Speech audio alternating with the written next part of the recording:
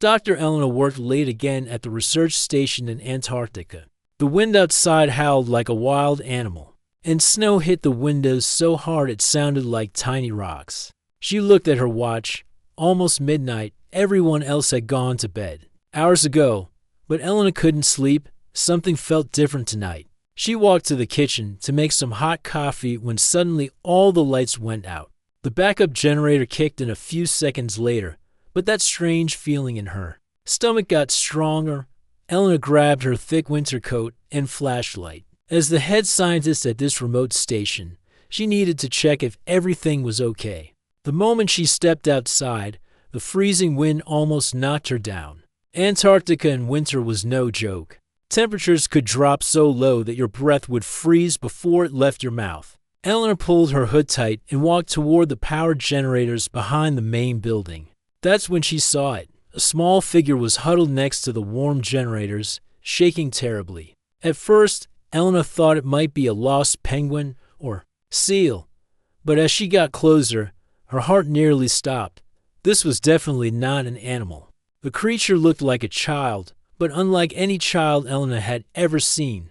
It was small, maybe the size of a 10-year-old human, but its arms and legs were longer and thinner. Its skin had a strange blue-gray color that seemed to shimmer in the generator's light. But what really caught Eleanor's attention were its eyes.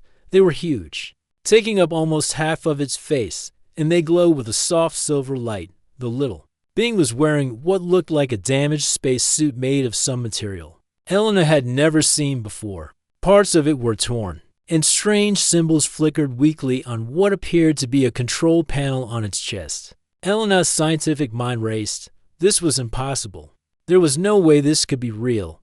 But the creature was right there in front of her, shivering and clearly in distress. She took a slow step forward, and the being's glowing eyes locked onto hers. Eleanor expected it to run away, but instead, the creature did something that made her heart break. It reached out one thin, long-fingered hand toward her and made a sound that could only be described as crying. Eleanor had studied biology her whole life. She had worked with animals, studied human behavior, and spent years in remote locations. But nothing had prepared her for this moment. Every instinct told her this was a child, a scared, cold, lost child who needed help. She knelt down slowly, trying not to make any sudden movements.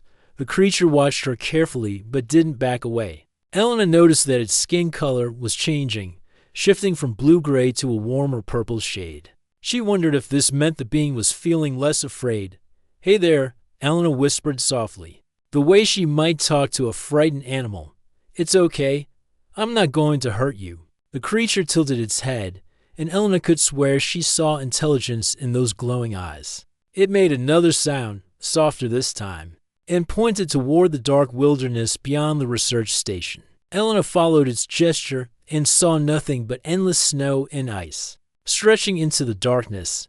But the creature kept pointing and making urgent sounds. Its free hand pressed against its chest, right over where a human heart would be.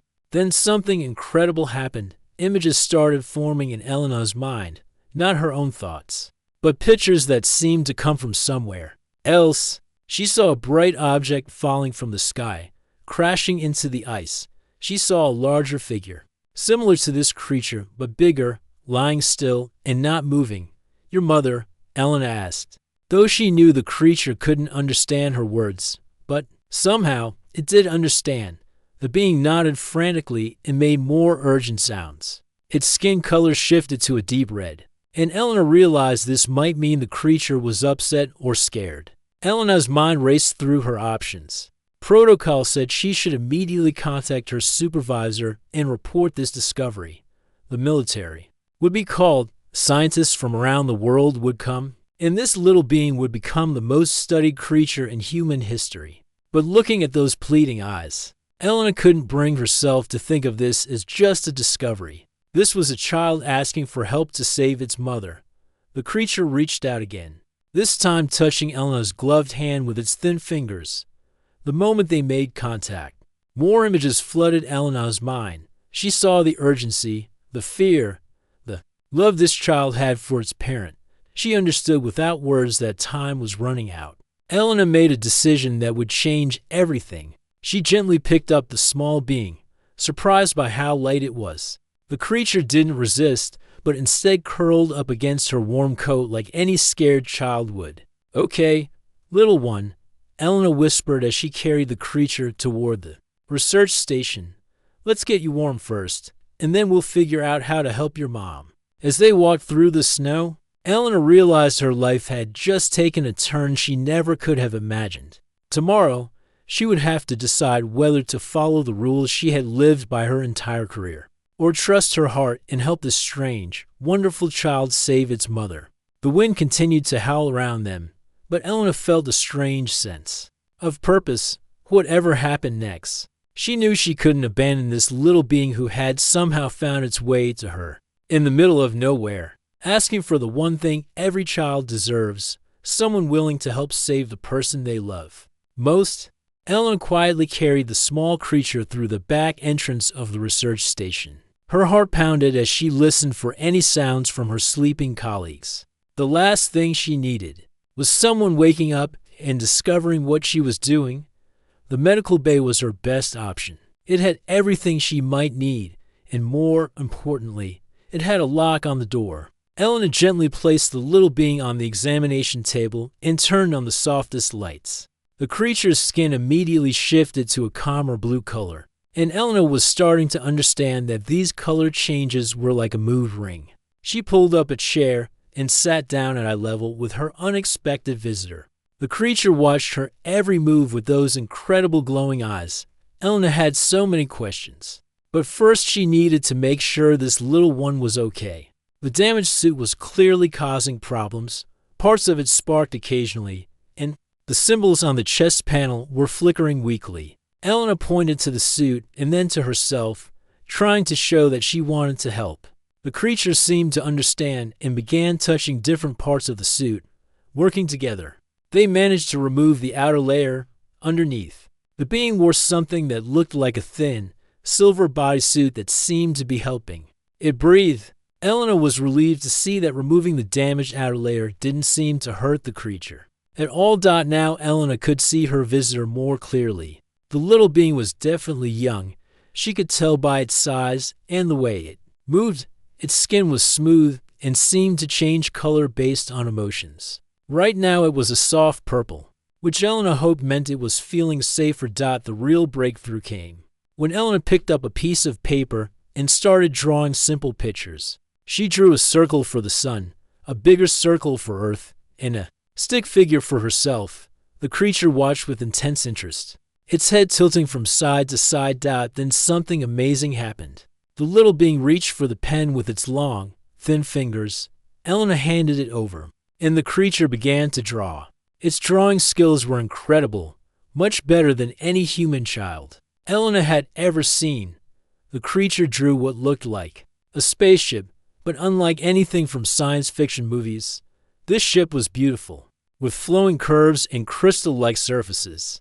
Then it drew two figures inside the ship, one large and one small. Elena realized she was looking at a family portrait. The creature pointed to the smaller figure and then to itself. Then it pointed to the larger figure and made a soft, sad sound. Its skin color shifted to a deep red, and Elena felt that same heartbreak she had experienced outside. Elena drew a question mark next to the larger figure. The creature immediately began drawing again, this time showing the ship falling from the sky, crashing into ice and snow. It drew the larger figure lying still, with broken lines around it to show damage. "Your mother is hurt," Elena said softly, even though she knew the words meant nothing to her visitor. But something incredible happened. The creature looked directly into Elena's eyes, and suddenly Elena's mind filled with images that weren't her own. She saw the crash from the creature's perspective, the terror of falling through Earth's atmosphere, the impact that threw both passengers round the ship, and the awful moment when the larger being stopped moving. Elena gasped and pulled back. The creature's eyes had grown even brighter, and Elena realized it had somehow shared its memories with her. This wasn't just advanced intelligence. This was something beyond anything humans had ever encountered. The The little being sensed Elena's shock and reached out to touch her hand gently. More images came, but softer this time. Elena saw the creature trying to wake its mother, saw the panic when the ship's systems started failing, and felt the desperate decision to leave the safety of the crashed ship to find help. Elena's scientific mind was racing, but her heart was breaking for this brave little child who had ventured into a completely alien world to save its parent. She picked up the pen again and drew a simple map showing the research station and the surrounding area. The creature studied it carefully, then began pointing in different directions, trying to show where the crash had happened. Elena pulled out her tablet and opened the GPS mapping system. The creature was fascinated by the technology, its skin shifting to a bright, curious yellow. Elena showed how the map could zoom in and out, and the little being quickly understood. Working together, they narrowed down the crash location to an area about 15 kilometers northeast of the station. Elena's heart sank. That was deep in the most dangerous part of the wilderness, where temperatures could kill a human in minutes and rescue teams rarely ventured. The creature seemed to sense Elena's concern. It drew a picture of a clock and used its fingers to show numbers. Elena understood that time was running out. The little being drew its mother again, but this time the figure was even more still, with darker lines around it.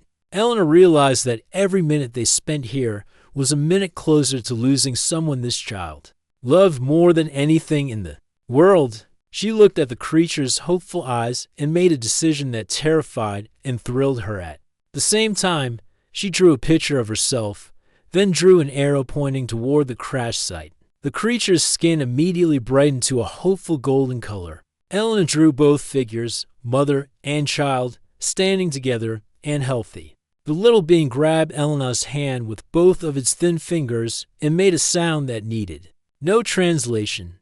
It was pure gratitude and hope. Elena looked at her watch. It was almost 3 in the morning. Her colleagues wouldn't wake up for at least 4 hours. If she was going to do this impossible thing, she had to start now. She gathered medical supplies, warming equipment, and emergency gear while the creature watched, even though they couldn't speak the same language. Elena felt like she had just made a promise to the bravest little being she had ever met. As she prepared for what might be the most dangerous mission of her life, Elena realized that sometimes the most important conversations happen without words at all.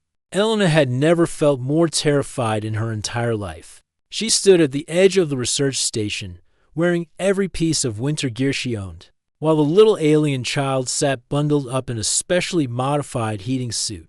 The wind outside was howling like an angry monster, and the temperature was dropping fast. She checked her equipment one more time: emergency medical kit, portable heater, GPS device, emergency flares, and enough food and water for 12 hours. Elena knew this might not be enough, but it was all she could carry while still being able to move quickly through the snow. The creature's skin had turned a worried gray color, and Elena could tell it was scared too. But every few minutes, it would point toward the crash site and make urgent sounds. Elena understood that fear wasn't going to stop this brave little being from trying to save its mother.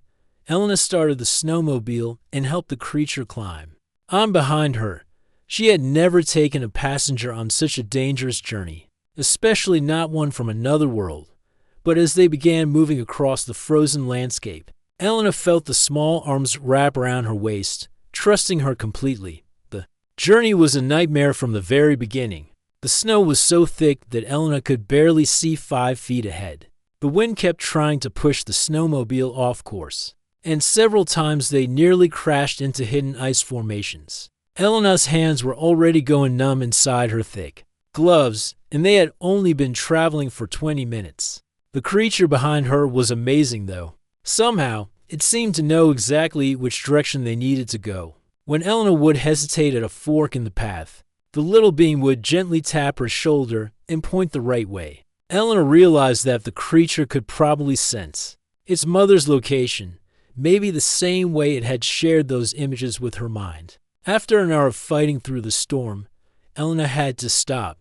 The cold was becoming dangerous, even for someone experienced with Antarctic conditions. She pulled the snowmobile behind a large ice formation that blocked some of the wind and set up their portable heater. The creature's skin had turned almost white, and Elena worried that the cold was affecting it badly. She wrapped a little, being in extra blankets, and held it close to the heater. Slowly, some color returned to its skin, shifting to a grateful warm orange. Elena pulled out some hot soup from her thermos and offered it to the creature. It sniffed carefully, then took a small sip. Its eyes went wide with surprise, and then it drank more eagerly. Elena smiled, realizing this might be the first Earth food the little being had ever tasted. They couldn't rest for long, though. Elena checked the GPS and realized they still had 8 kilometers to go. The storm was getting worse, and she knew that if they didn't find the crash site soon, they might not be able to find their way back to the station. The creature seemed to understand the urgency too. It stood up and pointed firmly toward their destination, its skin now showing determined streaks of bright blue. Elena packed up their temporary shelter, and they continued into the howling darkness. The next part of the journey was even worse. They had to cross a section where the ice was cracked and dangerous. Elena drove very slowly, testing each section before committing the snowmobile's full weight. At one point, the ice began to crack beneath them, and Elena had to gun the engine to reach solid ground before they fell through. The creature held on tightly but never made a sound of complaint. Elena was amazed by how brave this little being was.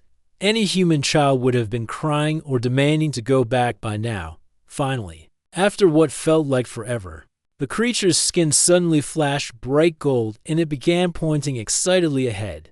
Elena squinted through the snow and saw something that didn't belong in the Antarctic landscape. The crashed ship was partially buried in a snowdrift, but Elena could see enough to know that this was technology beyond anything humans had ever created.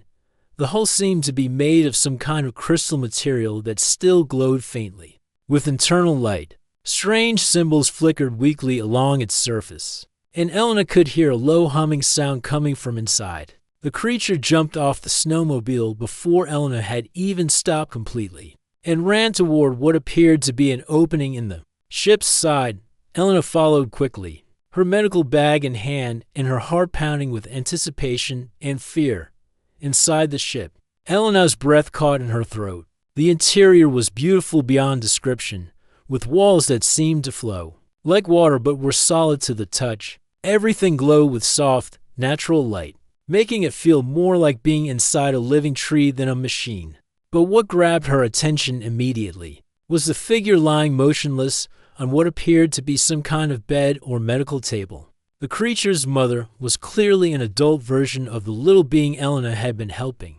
She was taller and more graceful, but Elena could see the family resemblance in the bone structure and skin tone. The problem was obvious even to Elena's human eyes. The mother's skin was a sickly pale color, almost translucent, and her breathing was very shallow. Strange tubes and wires connected her to various parts of the ship, but many of them were sparking or had gone dark completely.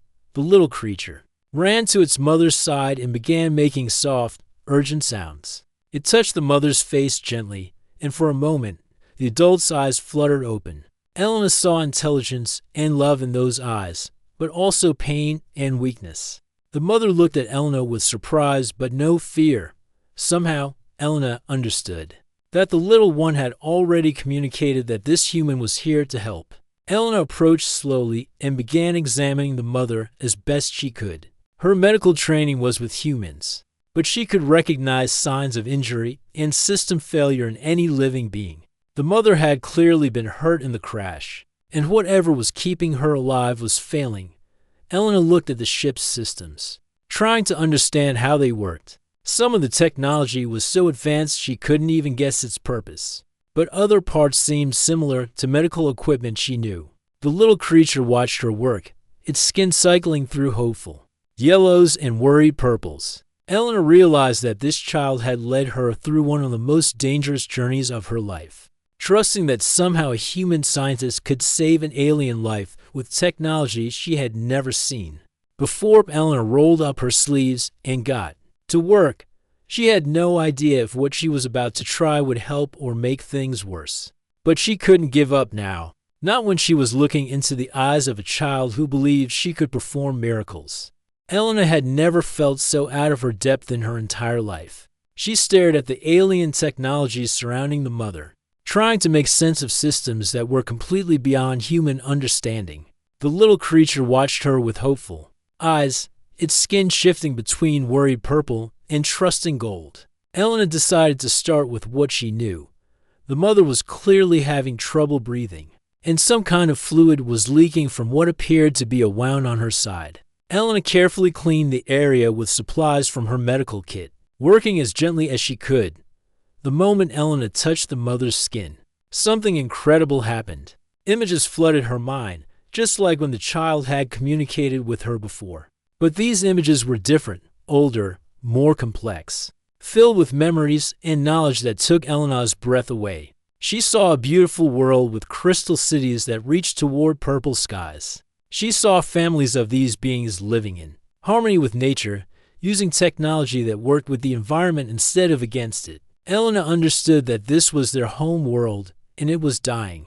The images showed her the reason for their journey. Their sun was growing too hot, making their planet uninhabitable. Small groups of their people had been sent out to find new homes among the stars, not to conquer or take over, but simply to survive as a species. Elena felt tears running down her cheeks as she experienced the mother's memories of saying goodbye to friends and family, knowing she might never see them again. This wasn't an invasion or some science fiction movie plot. This was a refugee family just trying to find a safe place to raise their child.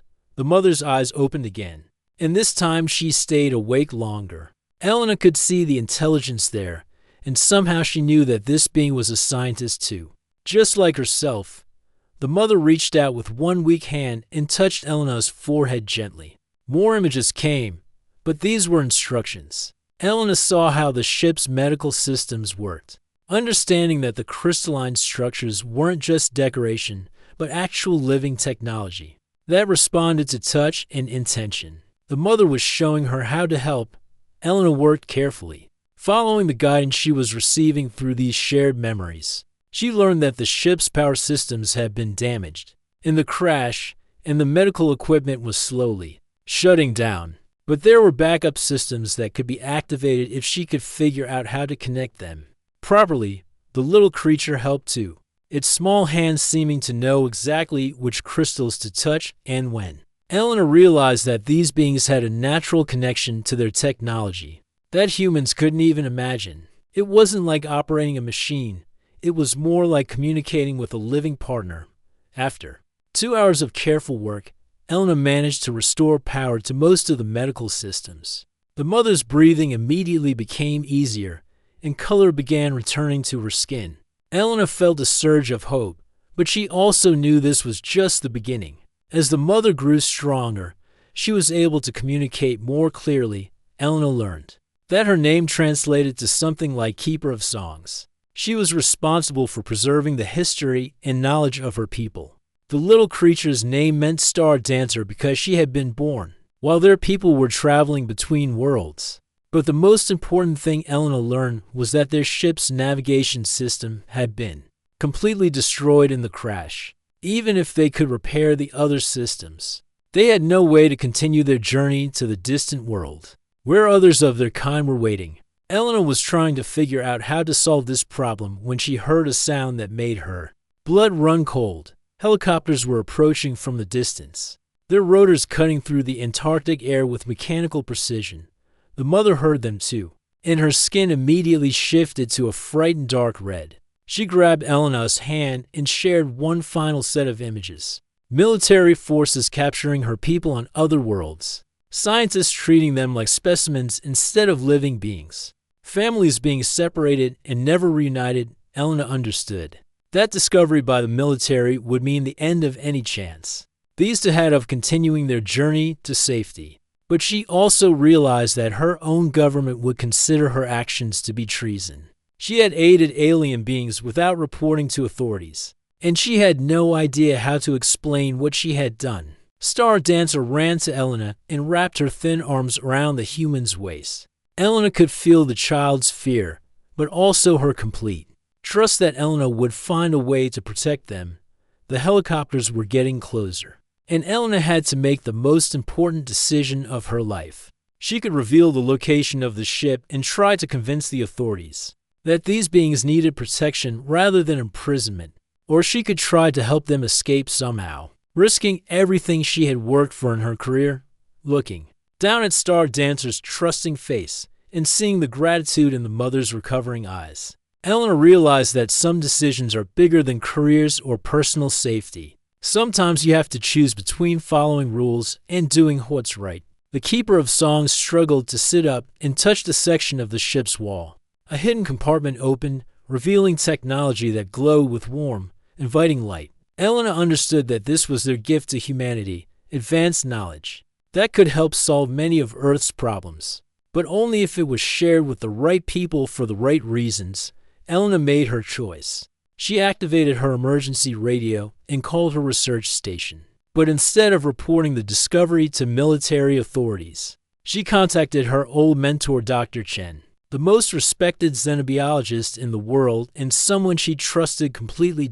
As the helicopters circled overhead, Elena held Star Dancer close and hoped that she had just changed the course of human history for the better, rather than making the biggest mistake of her life. Dr. Chen arrived at the research station just 2 hours before the military helicopters landed. Elena had never been so grateful to see her old professor, whose calm wisdom had guided her through her toughest years in graduate school. When Elena explained the situation over the radio, Dr. Chen hadn't hesitated for even a moment before boarding the first available flight to Antarctica. Elena watched from the ship's entrance as Dr. Chen stepped out of his transport helicopter, followed by a small team of scientists she recognized from conferences around the world. These weren't military personnel or government agents. These were researchers who had spent their lives dreaming of this exact moment. Star Dancer hid behind Elena's legs, her skin shifting to nervous purple, while the Keeper of Songs watched. From inside the ship, Elena could feel the tension in the air as the two groups of humans approached each other. Across the snowy landscape, the military commander, Colonel Rodriguez, was clearly not happy about Dr. Chen's presence. Elena heard heated discussions about jurisdiction and proper protocols, but Dr. Chen's reputation and connections had bought them some time. The scientific community was arguing that this discovery was too important to be handled purely as a military matter. Elena made the decision to bring both groups into the ship together. As they entered the crystalline interior, she watched their faces change from suspicion to absolute wonder. Even the hardened military personnel stopped and stared at the flowing walls and gentle lights that seemed to respond to their presence. The Keeper of Songs had recovered enough strength to sit up, and she looked at the assembled humans with calm dignity. Elena could tell that she was reading their intentions, probably the same way she had shared memories with Elena earlier. Dr. Chen approached slowly, his hands open and visible, speaking in the gentle tone Elena remembered from his lectures. "We come as friends," he said simply, even though he knew the words themselves wouldn't be understood. What happened next changed everything. The Keeper of Songs reached out and touched Dr. Chen's forehead gently. Elena watched as her professor's expression shifted from curiosity to amazement to deep understanding. He was experiencing the same memory sharing that Elena had gone through. When the connection ended, Dr. Chen turned to the military commander with tears in his eyes. "Colonel, these people aren't invaders or threats. They're refugees. Their world is dying, and they're just trying to find a safe place to live." Colonel Rodriguez remained skeptical until the Keeper of Songs offered to share her memories with him as well. Elena watched as the stern military man experienced the destruction of an entire world, the desperate journey across space, and the love of a mother trying to protect her child. The transformation in the colonel's attitude was immediate. Elena realized that once you truly understood what these beings had been through, it was impossible to see them as anything other than fellow parents and survivors trying to do their best in an impossible situation. Star Dancer seemed to sense the change in mood. Her skin shifted to a hopeful yellow, and she cautiously approached Dr. Chen. When he knelt down to her level and smiled, she actually reached out and touched his hand. Elena felt her heart warm as she watched this first moment of true friendship between species. The next few hours were filled with careful planning. The Keeper of Songs showed them that while their navigation system was destroyed, they had backup communication equipment that could contact the other refugee ships that had made it to safe worlds if they could repair enough of their systems. Rescue ships could come to pick them up, but there was a problem. The repairs would take several days, and keeping the discovery secret for that long would be nearly impossible. More government officials were already on their way, and Elena knew that not all of them would be as understanding as Dr. Chen and Colonel Rodriguez. That's when the Keeper of Songs made an offer that shocked everyone. She activated a section of the ship Elena hadn't seen before, revealing what appeared to be a vast library of crystalline storage devices. These contained the scientific knowledge of her entire civilization, advances in medicine, clean energy, space travel, and technologies that could solve many of Earth's biggest problems. She wants to make a trade, Dr. Chen explained after another memory-sharing session. They'll share their knowledge with humanity, but only if we promise to help them reach safety and to treat any other refugee ships with kindness rather than fear. Elena watched as the adults discussed the implications of this offer. The technology they were being shown could advance human civilization by centuries, but it came with the responsibility to become the kind of species that deserved such gifts. Over the next 3 days, working in secret, Elena and the team helped repair enough of the ship's systems to restore communications. The moment they made contact with the other refugee groups, Elena saw Star Dancer's skin light up with the brightest, most joyful colors she had ever seen. The rescue ships would arrive in 1 week. During those final days, Elena spent every possible moment with Star Dancer, learning about her culture and sharing stories about Earth. The little being was fascinated by Elena's descriptions of Earth's oceans and forests, and Elena found herself seeing her own world through new eyes. On the last day, the Keeper of Songs gave Elena a small crystalline device that felt warm to the touch. Through their shared connection, Elena understood that this was a communication beacon that would allow them to stay in contact across the vast distances of space. "You'll always be my first human friend," Elena told Star Dancer as the rescue ships appeared in Earth's sky like bright stars moving against the aurora. Star Dancer hugged Elena tightly, her skin glowing with colors that needed no translation: love, gratitude, and the promise that this was not goodbye forever. As Elena watched the ships disappear into the starry sky, she realized that her life had been changed in ways she was only beginning to understand. Humanity had just taken its first steps toward becoming part of a larger galactic community, and it had all started with a scared little child asking for help to save someone she loved. 6 months later, Elena received her first message through the crystalline beacon. It was an image of Star Dancer playing with other children of her kind on a beautiful world with 2 suns, healthy and happy and free. At the bottom of the image were symbols that Elena had learned to read. "Thank you for saving my mom. Thank you for being brave enough to be kind." Elena smiled and touched the beacon, sending back her own message. "Thank you for teaching me that the most important things in the universe are the same everywhere: family, hope, and the courage to help a stranger in need."